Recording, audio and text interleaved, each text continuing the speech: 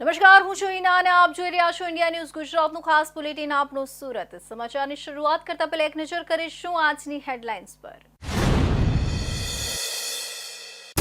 સુરતમાં સરદાર પટેલની 150મી જયંતિની ઉજવણી, શહેરમાં ભાજપની ભવ્ય પદયાત્રા યોજાશે, નેતાઓ કાર્યકરો અને નાગરિકો ઉત્સાહપૂર્વક ભાગ લેશે, સરદાર સાહેબના એકતા અને અખંડતાના સંદેશ। एसआईआर प्रक्रियाમાં बीएलओ પર ખોટા લક્ષ્યાંકના આક્ષેપ, પાર્ટીની માંગ સચોટ અને પારદર્શક મામલો જ ચાલે, યારોને સૂચના આપવા અને બીએલઓને પ્રોત્સાહન આપવાની માંગ, મતદાર યાદીમાં કોઈનું નામ ખોટા રીતે દૂર ન થાય। લીંબાદ પોલીસે ઓછી રકમની ફરિયાદ નોંધી, જૈન દંપતીનો 60 લાખની ચોરીનો આક્ષેપ, લોન દસ્તાવેજ છતાં પોલીસની અવગણના, 13 દિવસ બાદ પણ ચોરો હાથ ધરાયા નહીં।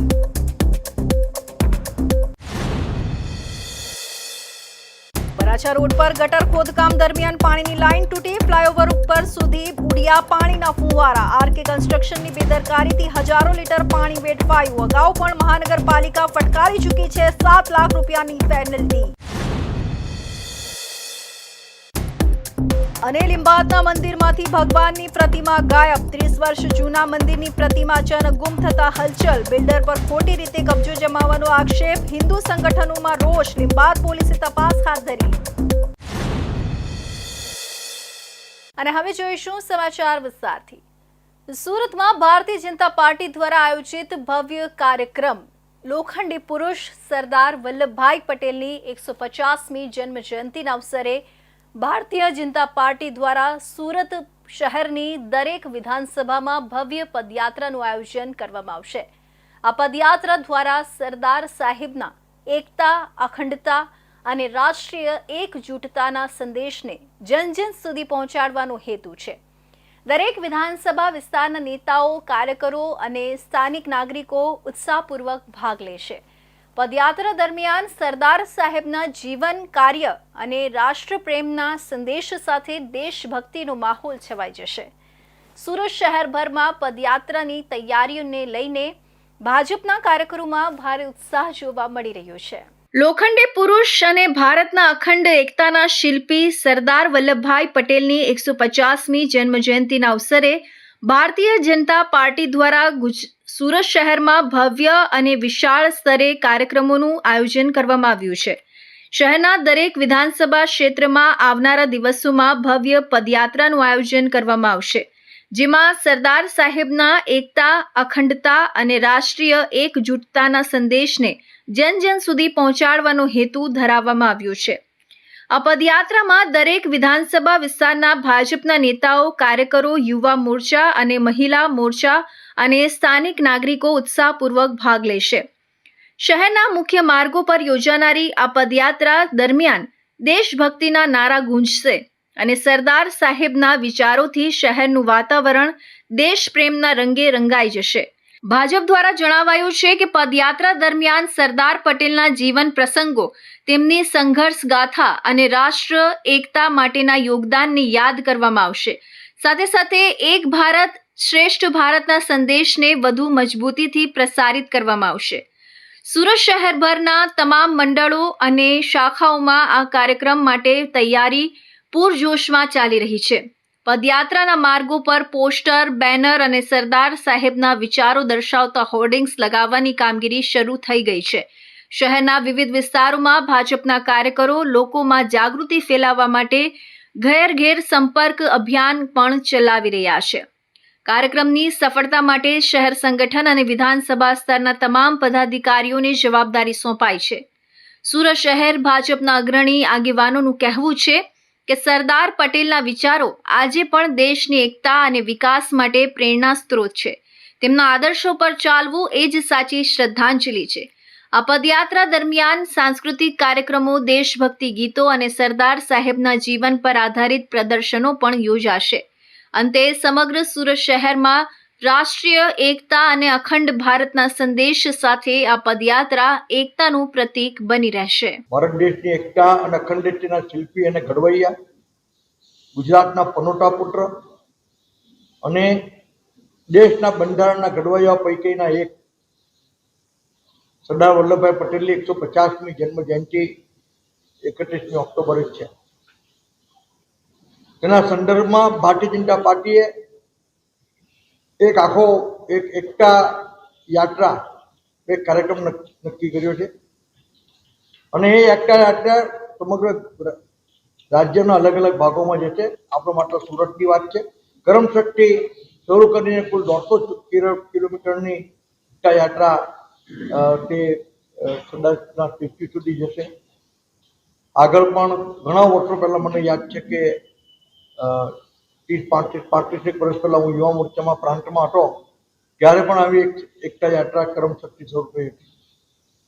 આ એકતા યાત્રા વિધાનસભા વાઇઝ છે, જેનું આખું લિસ્ટ અમારા પ્રમુખ સાહેબે મહેનત કરીને તૈયારી કરીને આખું લિસ્ટ તૈયાર કર્યું છે અને એમાં વિવિધ પોસ્ટ પર સ્વાગતના પણ એક આયોજન છે. 16 થી 22 તારીખની દરેક વિધાનસભાની અંદર પદયાત્રા યોજવાનું નક્કી કરવામાં આવ્યું છે. એનું લિસ્ટ અમારી પાસે છે. એ લિસ્ટ મુજબ ઓલપાડમાં યાત્રા તારીખ 16મી તારીખે છે, સાંજે 4 કલાકે. સુરત પૂર્વમાં 20 તારીખે સવારે 10 કલાકે છે. સુરત ઉત્તરમાં 19 તારીખે સાંજે 4 કલાકે. વરાછા 20મી તારીખે સાંજે 4 કલાકે. કરંજમાં 17 તારીખે સાંજે 4 કલાકે. લિંબાયતની અંદર 16 તારીખે સવારે 9 વાગે. ઉધનાની અંદર 19 તારીખે સાંજે 5 વાગે. મજુરામાં 16 તારીખે સાંજે 4:45. કતારગામમાં 17 તારીખે સાંજે 4 કલાકે. સુરત પશ્ચિમમાં સાંજે 4 કલાકે તારીખ 16/11ના રોજ અને 84માં 22મી તારીખે સાંજે 4 કલાકે આ યુનિટી માર્ચ યાત્રા સરદાર વલ્લભભાઈ પટેલની જન્મજયંતિને ધ્યાનમાં રાખીને યોજવામાં આવી રહી છે. સુરતમાં ભાજપ દ્વારા યોજાનારી આ ભવ્ય પદયાત્રા માત્ર કાર્યક્રમ નહીં, પરંતુ સરદાર સાહેબના વિચારોને નવી પેઢી સુધી પહોંચાડવાનો એક પ્રયાસ છે. દેશની એકતા, અખંડતા અને રાષ્ટ્રીય ગૌરવના સંદેશ સાથે સુરત શહેરના દરેક ખૂણે સરદાર પટેલના આદર્શોનું પ્રતિબિંબ જોવા મળશે. રાષ્ટ્રીય એકતા દિવસના અવસરે સુરતના કાર્યકરો સરદાર સાહેબના વિચારોને જીવંત રાખવાનો સંકલ્પ લઈ એકતા યાત્રાને એક ઉજવણીનું સ્વરૂપ આપશે. તો સુરતમાં હાલમાં ચાલી રહેલી SIR પ્રક્રિયામાં હવે વિવાદના સૂર ઉઠ્યા છે. આમ આદમી પાર્ટીએ આ પ્રક્રિયા દરમિયાન BLO પર ખોટા લક્ષ્યાંકના દબાણના ગંભીર આક્ષેપ કર્યા છે. આમ આદમી પાર્ટીનું કહેવું છે કે ચૂંટણી પંચના કેટલાક અધિકારીઓ દ્વારા 100% કામ પૂર્ણ બતાવવા માટે દબાણ કરવામાં આવી રહ્યું છે, જ્યારે હકીકતમાં એ શક્ય નથી. આમ આદમી પાર્ટીનો આક્ષેપ છે કે જો આવી રીતે ખોટી માહિતી આપી ટાસ્ક પૂર્ણ બતાવવામાં આવશે તો આખી પ્રક્રિયાનો હેતુ નકામો બની જશે. આમ આદમી પાર્ટીનું સ્પષ્ટ કહેવું છે કે મતદાર યાદીમાં સુધારણા કામ પારદર્શક, નિષ્પક્ષ અને સચોટ રીતે જ થવું જોઈએ, નહીં તો ચૂંટણી પ્રત્યે જન વિશ્વાસ ખોરવાઈ શકે છે. કેન્દ્રીય ચૂંટણી પંચ દ્વારા હાલમાં ચાલી રહેલી SIR સ્પેશિયલ સમરી રિવિઝન પ્રક્રિયા અંતર્ગત સુરત શહેરમાં મતદાર યાદીની સુધારણા કામગીરી શરૂ છે. આ પ્રક્રિયામાં મતદારોના નામ ઉમેરવા, સુધારવા અથવા કાઢી નાખવાની કાર્યવાહી હાથ ધરાઈ રહી છે. ચૂંટણી પંચની આ મહત્વપૂર્ણ પ્રક્રિયામાં સામાન્ય મતદારને કોઈ તકલીફ ન પડે અને યોગ્ય રીતે કામગીરી થાય તે માટે આમ આદમી પાર્ટી પણ સહયોગી રૂપે મેદાનમાં ઉતરી છે. આમ આદમી પાર્ટીના કાર્યકરો તેમજ BLA બૂથ લેવલ એજન્ટ્સ પોતાના બૂથના BLO બૂથ લેવલ ઓફિસર્સ સાથે મળીને ઘર ઘર જઈ મતદારોને આ પ્રક્રિયા વિશે માહિતગાર કરી રહ્યા છે. પરંતુ છેલ્લા કેટલાક દિવસોમાં આ પ્રક્રિયામાં અનિયમિતતાઓ જોવા મળી હોવાનો આક્ષેપ આમ આદમી પાર્ટીએ કર્યો છે. આમ આદમી પાર્ટી દ્વારા જાહેર કરાયેલા નિવેદનમાં જણાવાયું છે કે કેટલાક BLO પાસેથી મળેલી માહિતી મુજબ તેમના સિનિયર અધિકારીઓ દ્વારા દબાણપૂર્વક કહેવામાં આવી રહ્યું છે કે તમારે તમારું 100% કામ પૂર્ણ બતાવવું છે, ભલે હકીકતમાં તે કામ અધૂરું હોય. આમ આદમી પાર્ટીનું કહેવું છે કે સુરત શહેરના કોઈ પણ બૂથ પર 100% મતદારો પોતાના સ્થાને હાજર નથી, છતાં પણ ખોટો લક્ષ્યાંક આપીને દબાણ કરવાનું અયોગ્ય છે. પાર્ટી દ્વારા વધુમાં જણાવાયું છે કે ચૂંટણી પંચનો મૂળ હેતુ સચોટ, પારદર્શક અને નિષ્પક્ષ મતદાર યાદી તૈયાર કરવાનું છે. પરંતુ જો ખોટા આંકડા બતાવી ટાસ્ક પૂર્ણ તરીકે દર્શાવવામાં આવશે તો આ કાર્યક્રમનો હેતુ વ્યર્થ બની જશે. આમ આદમી પાર્ટીએ ચૂંટણી અધિકારીઓને વિનંતી કરી છે કે BLO પર કોઈ પણ પ્રકારનું ખોટું દબાણ ન કરાય અને તેમને પ્રોત્સાહિત કરવામાં આવે કે તેઓ ઈમાનદારીપૂર્વક અને સચોટ રીતે કાર્ય કરે. આમ આદમી પાર્ટીએ સ્પષ્ટ કહ્યું છે કે જે મતદાર મૃત્યુ પામ્યા છે અથવા સ્થળાંતર કરી ચૂક્યા છે એમના નામ યાદીમાંથી કાઢવામાં આવે અને કોઈ જીવંત મતદારનું નામ ખોટી રીતે દૂર ન થાય તે બાબતનું ખાસ ધ્યાન રાખવામાં આવે. અંતે આમ આદમી પાર્ટીએ સુરત જિલ્લાના ERO ઇલેક્ટોરલ રજિસ્ટ્રેશન ઓફિસર્સને આ બાબતે સૂચના આપવાની માંગણી કરી છે, જેથી આખી SIR પ્રક્રિયા સુનિશ્ચિતતા, પારદર્શિતા અને કાયદેસર રીતે પૂર્ણ થઈ શકે. હાલમાં ચાલી રહેલી ચૂંટણી પંચની SIR પ્રક્રિયા અંતર્ગત સુરત શહેરના BLO દ્વારા અમને એવી માહિતી મળી છે કે ઘણા બધા BLOને એમના સિનિયર અધિકારીઓ દ્વારા એવું દબાણપૂર્વક કહેવામાં આવ્યું છે કે તમારે એવું જણાવવાનું છે કે અમારું કામ 100% પૂર્ણ થઈ ગયું છે, જ્યારે કે આ વાત ક્યારેય શક્ય નથી. 22-23 વર્ષ પહેલાં SIR પ્રક્રિયા 2002-03માં થઈ હતી અને આજે 22-23 વર્ષ બાદ ફરીથી થઈ રહી છે. તો 22-23 વર્ષ દરમિયાન ઘણા બધા લોકોના મૃત્યુ થયા છે. વચ્ચે કોરોના કાળ ભયંકર રીતે આવ્યો ને એમાંય ઘણા બધા લોકોના મૃત્યુ થયા. તો જે લોકોના મૃત્યુ થયા એમના નામ હટવા જોઈએ. કોઈ પણ બૂથ એવું ન હોઈ શકે કે જ્યાં કોઈનું મૃત્યુ ન થયું હોય. એમના મૃત્યુ થયા એમના નામ હટવા જોઈએ. શહેરની અંદર વસતા ઘણા બધા લોકો અલગ અલગ વિસ્તારમાં સ્થળાંતરિત થયા હોય, પોતાના એક ઘરેથી બીજા ઘરે રહેવા માટે ગયા હોય, ઘર બદલું હોય, ભાડે રહેતા લોકો બદલા હોય, કોઈ પોતાનું શહેર છોડીને બીજા શહેરમાં ચાલ્યા ગયા હોય, એમનું નામ નિશ્ચિતપણે નીકળી જવું જોઈએ. જેમનું મૃત્યુ થયું છે એમનું નામ નીકળી જવું જોઈએ અને પોતે જે ઘરે રહે છે એ જ ઘરે એમનું રહેઠાણ ત્યાં જ છે, જેમને ગણતરી પત્રકનું ફોર્મ મળ્યું છે એમનું નામ પણ ત્યાં રહેવું જોઈએ, એમનું નામ હટવું ન જોઈએ. એટલે કે જેમનું નામ હટાવવા યોગ્ય છે એમનું હટી જવું જોઈએ અને જેમનું નામ હટાવવા યોગ્ય નથી એમનું નામ ન જ હટવું જોઈએ. આ બાબતની સ્પષ્ટ સૂચના BLOને આપવામાં આવે. સમગ્ર SIR પ્રક્રિયાનો મુખ્ય હેતુ સચોટ અને નિષ્પક્ષ મતદાર યાદી તૈયાર કરવાનો છે. તેનું અપમાન પણ નહીં થાય અને કોઈ વિચારણીય દબાણ હેઠળ ખોટા નકશા ન બને એ માટે બહારથી કોઈ પણ દબાણ માર્ગ્યમાન ન થવા જોઈએ. અમે સૂચન આપીએ છીએ કે જિલ્લાના તમામ ERO અને સંબંધિત અધિકારીઓ BLOને સશક્ત બનાવીને તેમની સાચી કામગીરીને પ્રોત્સાહિત કરે.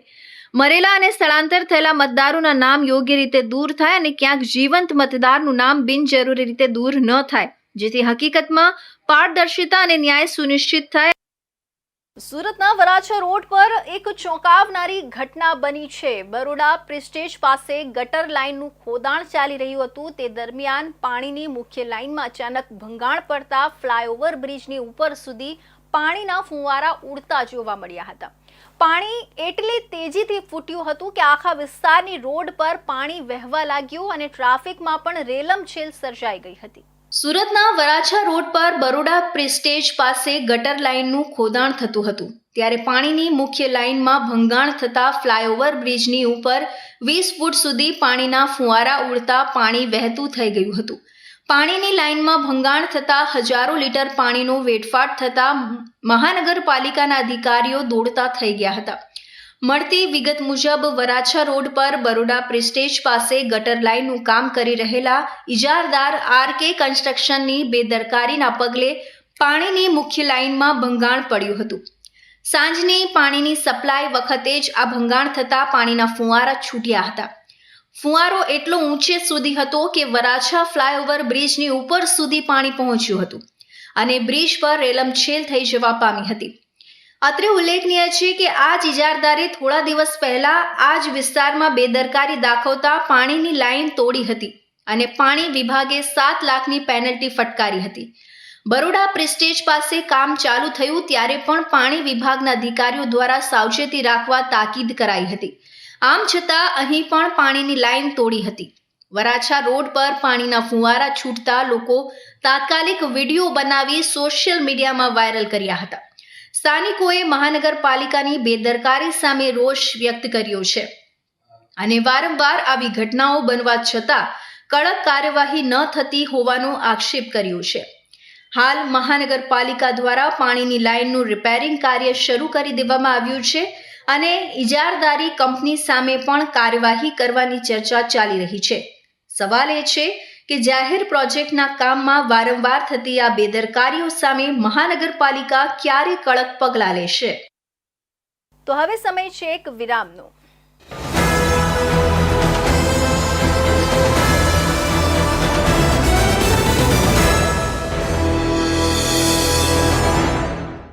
મુદ્દાઓ છે દેશના, પેનલ પર થશે ચર્ચા, વાતમાં થશે સ્પષ્ટ સંવાદ. અમે લાવીએ છીએ તમારા પ્રશ્નોને મંચ પર.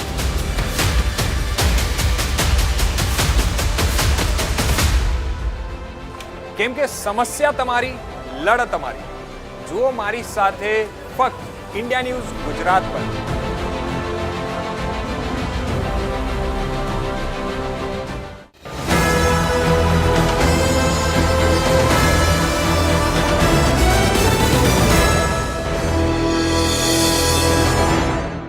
વિરામ બાદ ફરી આપ સૌનું સ્વાગત છે. તો સુરતનું લીંબાદ પોલીસ સ્ટેશન ફરી એકવાર વિવાદમાં આવ્યું છે કે જ્યાં એક ચોરીના ગંભીર કેસમાં પોલીસે ઓછી રકમની ફરિયાદ નોંધી હોવાના આક્ષેપો સામે આવ્યા છે. લીંબાદ વિસ્તારમાં રહેતા જૈન દંપતીના ઘરે ભાઈબીજના તહેવારના દિવસે થયેલી ચોરીની ઘટનામાં ફરિયાદીઓનો દાવો છે કે લગભગ 60 લાખથી વધુની કિંમતનું 500 ગ્રામ સોનું અને 1.5 કિલો ચાંદી ચોરાઈ ગયું છે, જ્યારે પોલીસે માત્ર 150 ગ્રામ સોનાની અને કુલ 2,05,000ની ચોરીની જ ફરિયાદ નોંધી છે. લીંબાદ વિસ્તારના રહેવાસી દિનેશ જૈન અને તેમના પત્ની રિંકુ જૈને ફરિયાદમાં જણાવ્યું હતું કે 31મી તારીખે જ્યારે તેઓ પારિવારિક પ્રસંગમાં ગયા હતા ત્યારે રાત્રે તેમના બંધ ઘરમાં મોટી ચોરી થઈ હતી. તેમના મતે ચોરાયેલા માલમાં લગભગ 500 ગ્રામ સોનું અને 1.5 કિલો ચાંદીનો સમાવેશ થાય છે. આ ઉપરાંત તાજેતરમાં એક પ્રોપર્ટીની ડીલના ટોકન પેટે મળેલા 8 લાખ રોકડા રૂપિયા પણ ચોરાઈ ગયા હતા. દંપતીનો મુખ્ય આક્ષેપ એ છે કે પોલીસે વાસ્તવિક નુકસાનના પ્રમાણમાં ફરિયાદ નોંધી નથી. રિંકુ જેને જણાવ્યું કે તેમને તેમના પિયર અને સાસરા પક્ષ તરફથી ઉપહાર સ્વરૂપે દાગીના મળ્યા હતા, જેના મૂળ બિલ તેમની પાસે ન હતા. જો કે આ તમામ ઘરેણાં પર હાલમાં જ તેઓએ ગોલ્ડ લોન લીધી હતી અને પ્રોપર્ટી ખરીદવાની હોવાથી લોન પરથી છોડાવીને ઘરે મૂક્યા હતા.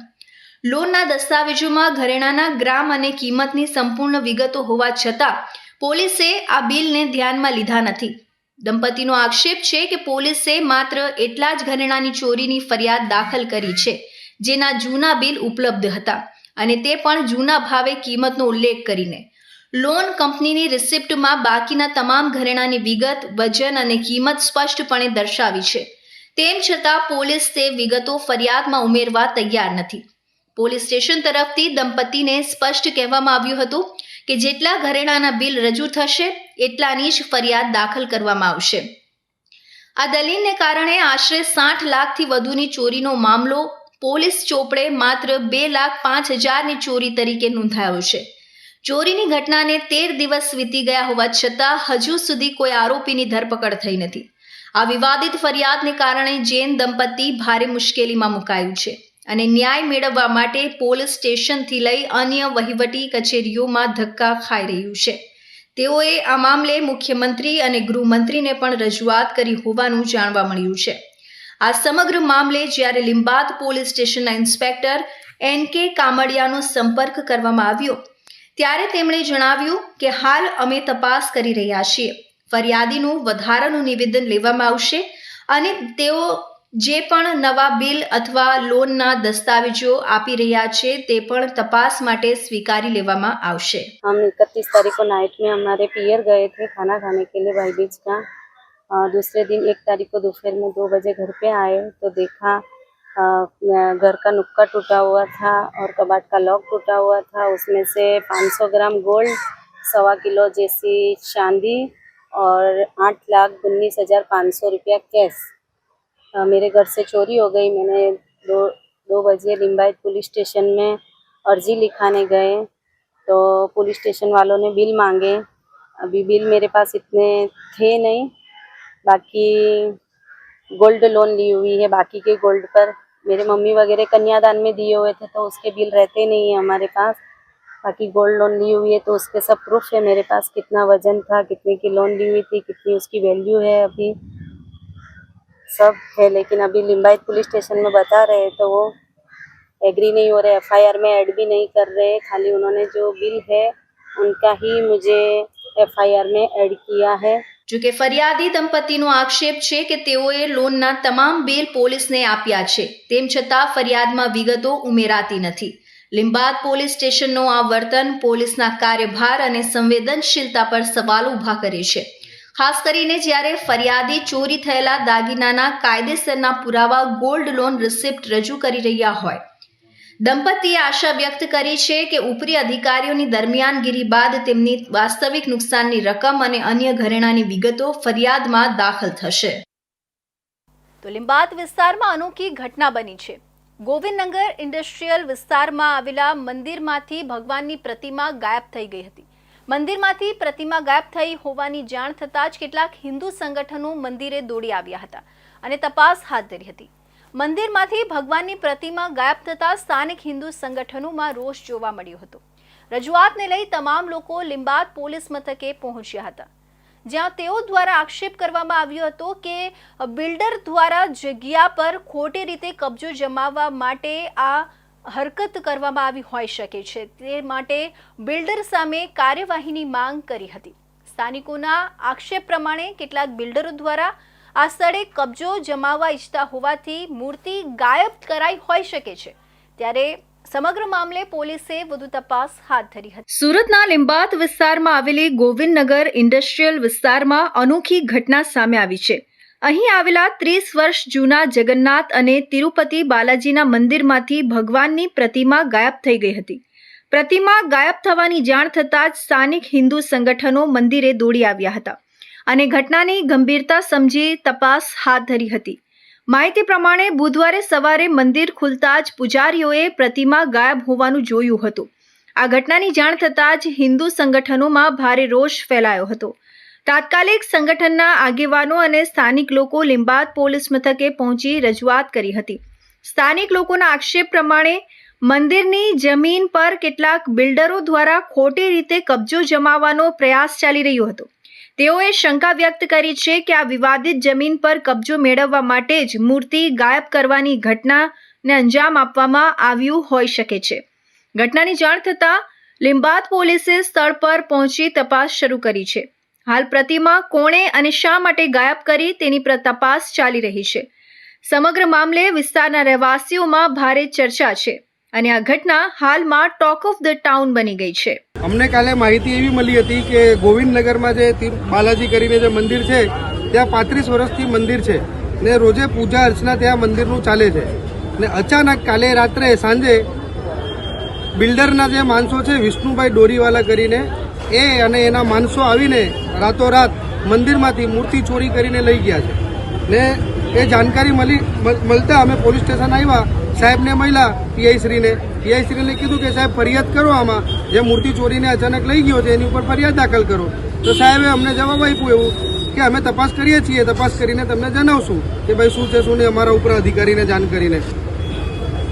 એ છતાં બી અમને 24 કલાક થઈ ગયું, હમણાં સુધી મૂર્તિ પાછી આવી નહીં ને ફરિયાદ બી દાખલ નહીં થયું. એટલે અમારો બજરંગ દળ અહીંયા પ્રદર્શન કરે છે પોલીસ સ્ટેશનમાં ને અમારી એવી માંગણી છે કે ભાઈ તરત ને તરત મૂર્તિ પાછી આવે ને ત્યાં પૂજા અર્ચના મંદિરમાં ચાલુ થાય અને જેને મૂર્તિ ચોરી કરી છે એની ઉપર ફરિયાદ દાખલ થાય. હાલ મંદિરની પ્રતિમા કોણે અને શા માટે ગાયબ કરી તે સ્પષ્ટ થયું નથી, પરંતુ ધર્મસ્થળ સાથે જોડાયેલી આ ઘટનાએ સ્થાનિકોમાં આક્રોશ ફેલાવ્યો છે.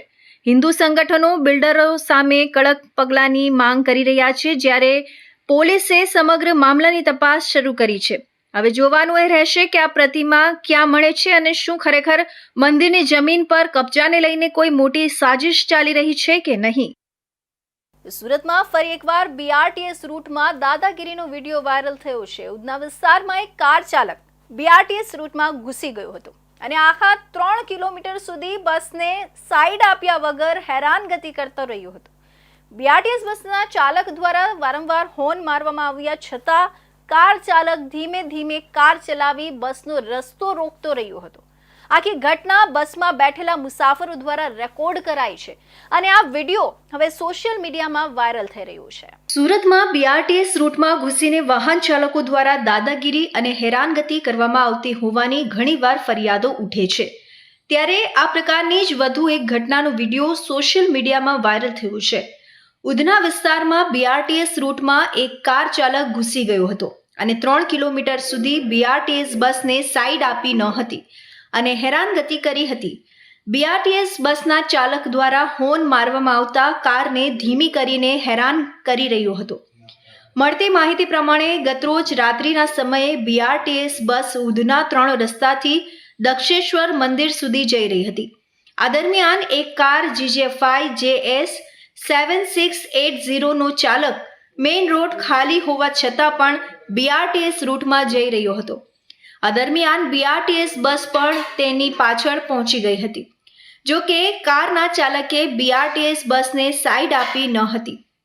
બીઆરટીએસ બસના ચાલક દ્વારા કારની સાઈડ લેવા માટે ફોન વગાડવામાં આવતા કાર ચાલક દ્વારા કારને ધીમી કરી દેવામાં આવી રહી હતી. નીચેના પગલે બીઆરટીએસ બસમાં રહેલા મુસાફરોમાં પણ રોષ જોવા મળ્યો હતો. ઉધના 3 રસ્તાથી લઈને દક્ષેશ્વર મંદિર સુધી કાર ચાલક દ્વારા આ પ્રકારે હેરાનગતિ કરવામાં આવી હતી. 3 કિલોમીટરના રસ્તા પર કાર ચાલક દ્વારા કરવામાં આવેલી હેરાનગતિને લઈને બીઆરટીએસ બસમાં બેઠેલા મુસાફરો પણ રોષે ભરાયેલા જોવા મળી રહ્યા છે. બીઆરટીએસ બસના રૂટમાં સામાન્ય વાહન ચાલકોને વાહન ચલાવવા પર પ્રતિબંધ છે. એવા સમયે સામાન્ય વાહન ચાલકો બીઆરટીએસ રૂટમાં ઘૂસી બીઆરટીએસ બસના ચાલકો સાથે દાદાગીરી કરતા હોવાના અગાઉ પણ કિસ્સાઓ બની ચૂક્યા છે. થોડા સમય પહેલા જ એક બાઇક ચાલક રોંગ સાઈડમાં બીઆરટીએસ રૂટમાં ઘૂસી આવ્યો હતો અને બસ ચાલક સાથે દાદાગીરી કરી હતી, જેના વિરુદ્ધ પોલીસ કાર્યવાહી પણ થઈ હતી. સુરત શહેરના સરથાણા વિસ્તારમાં એક ખાનગી લક્ઝરી બસમાં અચાનક આગ લાગવાની ઘટના સામે આવી છે. આગ એટલી ભીષણ હતી કે થોડી જ વારમાં આખી બસ આગની લપેટમાં આવી ગઈ હતી. આગ લાગતા જ આસપાસના વિસ્તારમાં અફરાતફરી મચી ગઈ હતી. જો કે કોઈ જાનહાનિ થઈ હોવાના સમાચાર મળ્યા નથી. સુરત શહેરના સરથાણા વિસ્તારમાં એક ખાનગી લક્ઝરી બસમાં અચાનક આગ લાગવાની ઘટના સામે આવી છે. આગ એટલી ભીષણ હતી કે જોતજોતામાં આખી બસ આગની લપેટમાં આવી ગઈ હતી, જેના પગલે વિસ્તારમાં અફરાતફરીનો માહોલ સર્જાયો હતો. ફાયર ઓફિસર જગદીશ રત્નમે જણાવ્યું હતું કે બસમાં આગ લાગવાની જાણ તુરંત જ ફાયર વિભાગને કરવામાં આવી હતી. માહિતી મળતા જ સરથાણા ફાયર વિભાગનો કાફલો તાત્કાલિક ઘટના સ્થળે દોડી ગયો હતો. ફાયર ફાઇટરોએ પાણીનો મારો ચલાવીને ગણતરીના સમયમાં જ આગ પર કાબૂ મેળવવામાં સફળતા મેળવી હતી. સદભાગ્યે જે સમયે આગ લાગી તે સમયે બસમાં કેટલાક મુસાફરો હતા અને શું તેઓને સમયસર બહાર કાઢી શકાયા હતા તેની સત્તાવાર માહિતી હજુ મળી નથી, પરંતુ કોઈ જાનહાનિના સમાચાર નથી તેમ જાણવા મળી રહ્યું છે, જે એક રાહતની વાત છે. ફાયર વિભાગ દ્વારા આગ લાગવાના ચોક્કસ કારણ અને નુકસાનનું આકલન કરવાની કામગીરી હાથ ધરવામાં આવી છે. આગે વિકરાળ સ્વરૂપ ધારણ કરતા લક્ઝરી બસને ભારે નુકસાન પહોંચ્યું છે. આગ લાગવાનું ચોક્કસ કારણ હજુ સુધી જાણી શકાયું નથી, પરંતુ પ્રાથમિક અનુમાન મુજબ શોર્ટ સર્કિટના કારણે આગ લાગી હોવાની સંભાવના છે. સરથાણા વિસ્તારમાં બનેલી આ આગની ઘટના બાદ આસપાસના લોકોમાં પણ ભયનું વાતાવરણ જોવા મળ્યું હતું. ફાયર વિભાગની 3 ટીમોએ તાત્કાલિક એક્શન લઈ આગને કાબૂમાં લીધી હતી. ઘટનાની તપાસ ચાલી રહી છે કે બસની મેન્ટેનન્સમાં બેદરકારી તો ન હતી.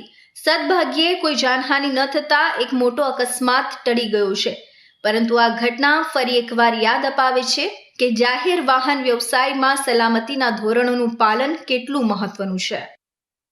તો આ હતા ઇન્ડિયા ન્યૂઝ ગુજરાતના ખાસ બુલેટિન. આપણું સુરતના મહત્વના સમાચાર. નવા સમાચાર સાથે ફરી મળીશું. ત્યાં સુધી જોતા રહેજો ઇન્ડિયા ન્યૂઝ ગુજરાત.